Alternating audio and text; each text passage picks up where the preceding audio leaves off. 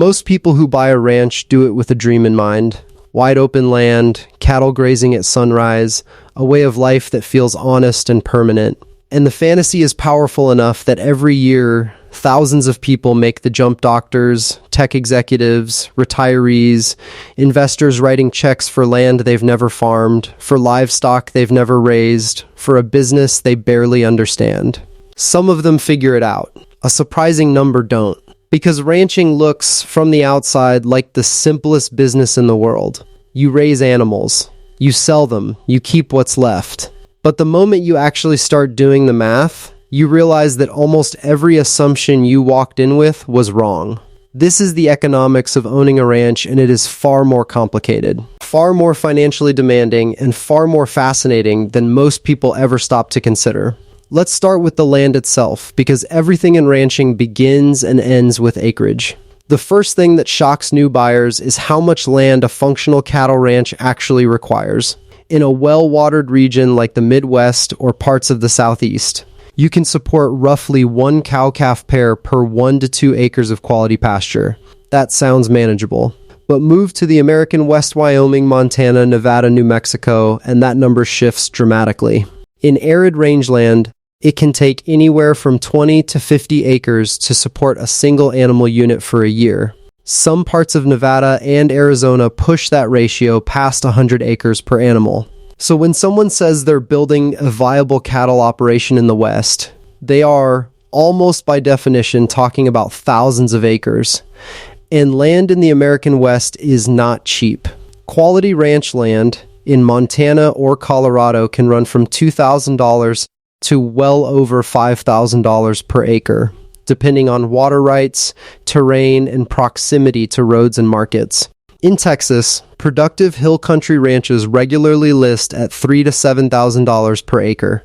A modest 2,000-acre ranch in those markets represents a land investment somewhere between $4 million and $14 million before a single cow is purchased, before a barn is built, before anyone draws a paycheck. That is the baseline. That is just the dirt. Here's where it gets interesting, though.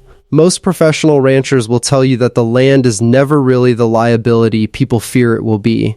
Because land, unlike a restaurant or a tech startup, tends to hold its value. It appreciates. It can be used as collateral. In many cases, the raw land component of a ranch is actually the safest part of the entire investment. The part that will ruin you financially is almost always the operation itself. So let's talk about what actually running a ranch costs. The most common model for cattle ranching in the United States is the cow-calf operation. You maintain a herd of breeding cows. Those cows produce calves each year, and you sell the calves typically around weaning age, at 6 to 8 months old, to feedlot operators who then finish them on grain before slaughter. It's a relatively simple supply chain concept. The execution is anything but. A mature beef cow costs between $1,500 and $2,500 depending on breed, age, and market conditions. A small, commercially viable cow-calf operation generally requires a minimum of 100 to 200 breeding cows just to generate enough cash flow to cover basic expenses. At a herd of 200 cows a size many ranchers would consider entry-level, you're looking at somewhere between $300,000 and $500,000 just in initial cattle inventory. And unlike land, cattle are living assets. They get sick. They die. They require feed, water, veterinary care, and constant management. Let's build out the annual cost structure for that 200 cow operation, because this is where the economics of ranching start to reveal their true character. Feed and hay, particularly during winter or drought periods, is typically the single largest variable expense. Depending on your climate and how much supplemental feeding is required, this can run from $150 to $300 per cow per year. Multiply that across 200 animals, and you're already looking at $30,000 to $60,000 annually just to keep them alive and in condition. Veterinary costs vaccinations, pregnancy checks, treatments for illness and injury add another $25 to $75 per cow. So call it $5 to $15. $0 for the herd. Then there's labor. Even a small operation typically needs at least one full-time hand, earning somewhere in the $35,000 to $55,000 range annually, often with housing provided on the property. Equipment maintenance, fuel, fencing repair, water system upkeep, these costs accumulate in ways that are infuriating in their consistency. Budget another $20,000 to $50,000 per year for the infrastructure just staying functional. Property taxes on large tracts of agricultural land, while typically assessed at a lower agricultural use rate, still represent a real annual cost. And then there's the operating loan interest, because most ranches carry debt, and that debt doesn't stop accruing just because it rained too little in July. Add it all together, and a 200-cow operation realistically costs somewhere between $120,000 and $250,000 per year to run, depending on location, climate, and how hard the year was on the land. Now comes the part nobody talks about when they're romanticizing the ranch lifestyle, the revenue side. Every fall, a cow-calf producer typically weans calves that weigh somewhere between 450 and 650 pounds. Those calves sell at a price per pound determined almost entirely by market conditions the rancher cannot control. This price, called the feeder cattle price, fluctuates constantly, driven by grain prices, beef demand, consumer sentiment, currency exchange rates, and the overall size of the national cattle inventory. At good times, feeder cattle might sell for $2 to $2.50 per pound. At weak points in the cycle, that drops toward $1.25 or lower. So let's model this at a reasonable midpoint $1.80 per pound for a 550-pound calf. That's $990 per head. With 200 cows and assuming a realistic 85% calf crop after accounting for losses in open cows, you're weaning roughly 170 calves. Total gross revenue, approximately $168,000, against $120,000 to $250,000 in operating costs. You can see the problem. At average market conditions, a 200-cow operation is not a business that throws off comfortable profits. It is a business that requires extraordinary management, favorable weather, disciplined cost control, and reasonable luck just to break even. When cattle prices spike as they did in 2014 and again in 2022 and 2023, ranchers can have genuinely exceptional years. When drought hits, when grain prices spike, when disease moves through a herd, a rancher can lose money at a pace that is alarming to watch. And this cycle, the cattle cycle, is something every serious rancher lives around. It typically runs about 10 years from trough to peak and back again. When beef prices are high, ranchers hold back heifers to expand their herds rather than selling them. That reduces beef supply in the short term, which keeps prices elevated. But over 3 to 5 years, all those retained heifers are producing calves, the herd expands nationally, supply increases, and prices fall. Then ranchers start liquidating their herds, which floods the market, drives prices lower, and eventually contracts supply enough that the cycle begins its recovery phase. Every rancher who has been in the business for more than a decade has lived through at least one brutal down cycle. Some didn't survive it financially. Here's where it gets interesting, because the most successful ranchers are not simply cattle producers. They're asset managers who happen to run cattle as part of a much broader financial strategy. The ranches that generate real, consistent returns almost always have multiple revenue streams layered on top of the base cattle operation. Hunting leases are one of the most reliable. In Texas, a well-managed white-tailed deer operation can generate anywhere from $10 to $30 per acre per year, on top of whatever the cattle are producing. On a 5,000-acre property, that's $50,000 to $150,000 in annual hunting lease revenue, essentially passive income, because the deer are largely managing themselves. In western states, elk, mule deer, and upland bird hunting leases follow a similar model.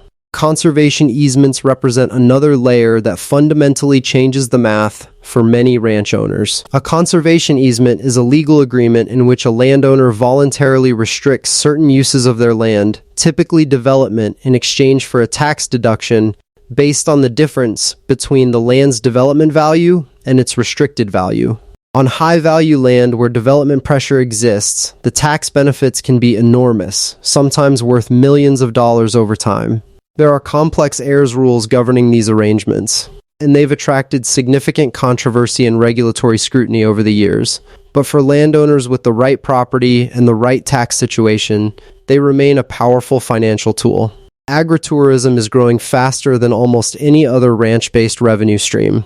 Dude ranches and guest ranches in Montana, Wyoming, and Colorado can charge anywhere from $3,000 to $8,000 per person per week for an all-inclusive ranch experience. A modest operation hosting 20 guests per week for a 20-week season generates between $1.2 million and $3.2 million in gross revenue, more than most cattle operations triple their size could ever dream of from beef alone.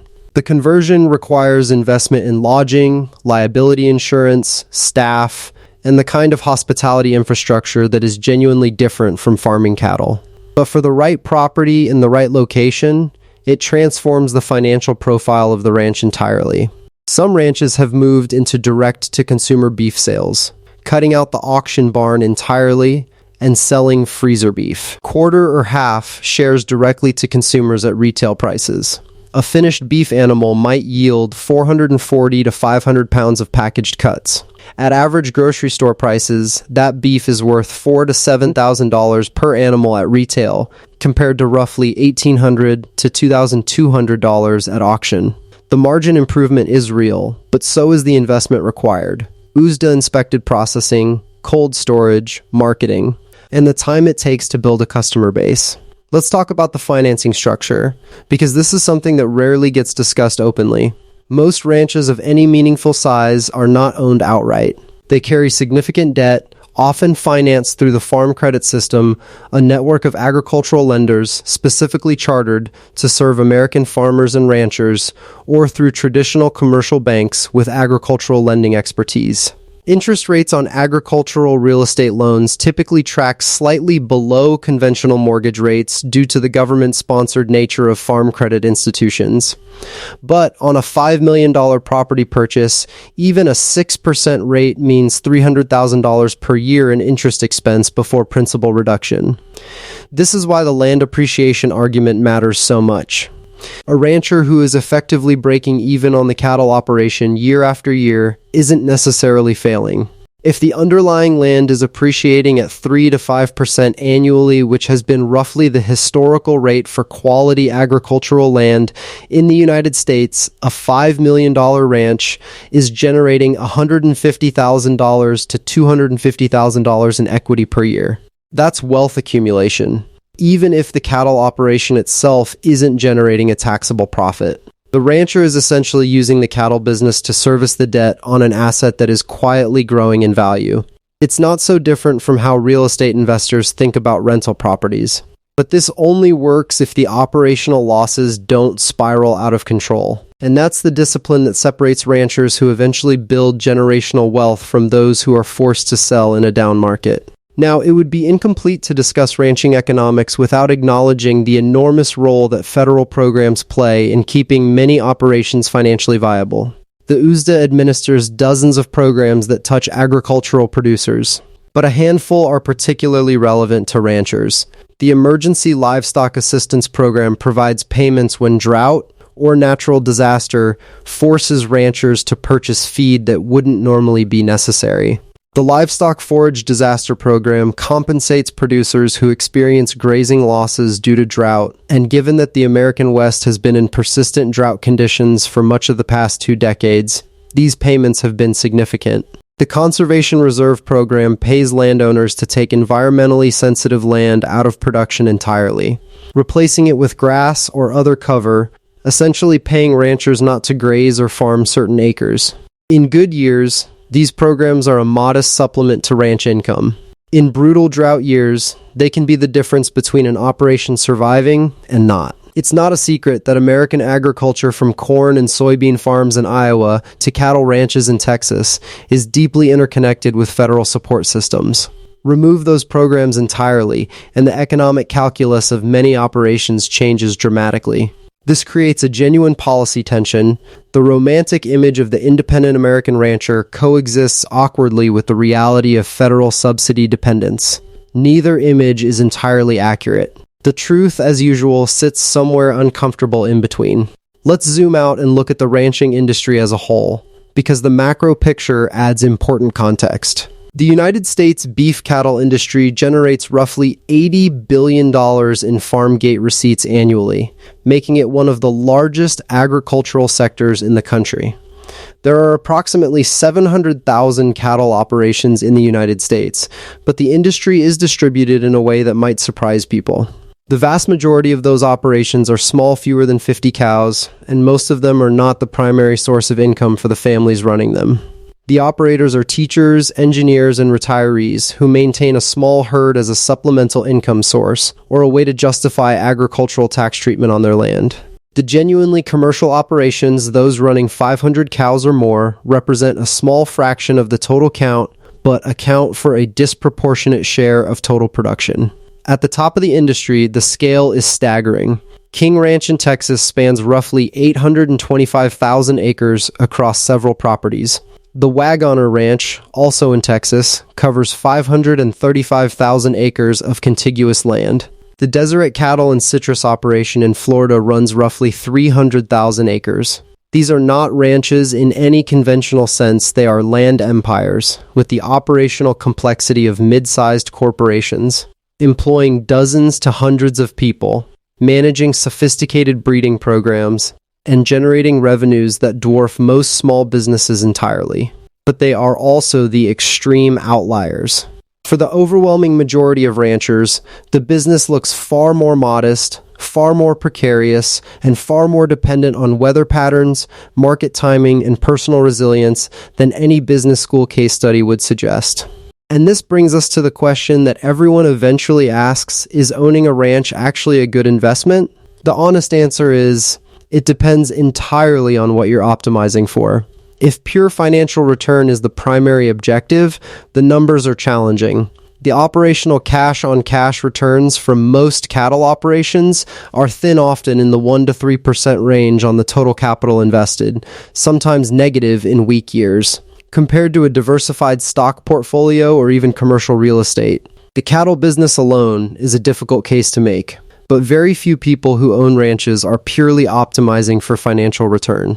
They're optimizing for a combination of things that don't fit neatly onto a spreadsheet: land ownership, lifestyle, legacy, tax benefits, the appreciation of a hard asset, the psychological satisfaction of productive stewardship, and often, genuine love for the work itself. When you price in land appreciation, tax advantages, the hunting and recreation value of private land, and the federal program support available to agricultural producers, the total economic picture looks considerably more defensible. The ranchers who do it well, who manage costs obsessively, who diversify their revenue streams intelligently, who treat the cattle operation as just one component of a broader land-based economic strategy, can build genuine wealth over a 20 or 30-year horizon. The ranchers who buy land at peak prices with romantic expectations and underestimated operating costs, and who get hit with a drought in their second year and a down cattle market in their third, often find themselves underwater faster than they thought possible. The land tends to survive those moments. The people don't always. Looking forward, the ranching industry faces a set of challenges that are genuinely new and not fully resolved. Climate change and persistent drought across the American West are not abstract threats. They are already reshaping which land can sustain what kind of stocking rates, and many ranchers are running significantly fewer cattle than they would have 20 years ago on the same acreage. Water rights, already among the most legally complex and economically valuable assets in the West, are becoming more contested and more expensive. Ranchers who secured strong water rights generations ago hold assets that are, in some markets, worth more than the grazing land itself. At the same time, consumer pressure around beef's environmental footprint is a real force, even if its short-term impact on demand has been limited. Plant-based proteins and lab-grown meat have consumed enormous investment capital and enormous media attention. But as of the mid-2020s, they have not meaningfully displaced beef consumption in the United States, which remains among the highest in the world per capita. Americans eat roughly 58 pounds of beef per person per year, a figure that has proven remarkably stable over time. The story of beef's demise has been predicted repeatedly, and repeatedly the prediction has been premature. But the long-run pressures are real, and the ranchers who will navigate them successfully are the ones who are already thinking about resilience, diversifying their land use, building direct consumer relationships, investing in regenerative grazing practices that improve their land's carbon sequestration profile, and positioning their operations as something more than commodity beef suppliers. There is something almost paradoxical at the core of ranch economics. It is an industry where the asset, the land, is genuinely valuable and increasingly scarce. It is an industry where the primary product, beef, remains deeply embedded in American culture and consumption habits. And yet, it is an industry where actually generating consistent operating profit year after year is one of the harder things you can attempt in American business. The ranchers who make peace with that paradox, who understand that the land is the long game, that the cattle are the mechanism, and that survival through the hard years is the actual competitive advantage, tend to be the ones still working their land 2 generations later. The ones who walked in expecting simple math walked out having learned an expensive lesson about why simple things are almost never simple. There's a saying that has been circulating in cattle country for generations. Ranching is a great way to turn a large fortune into a small one. The people who say it are usually laughing. They're also usually still ranching.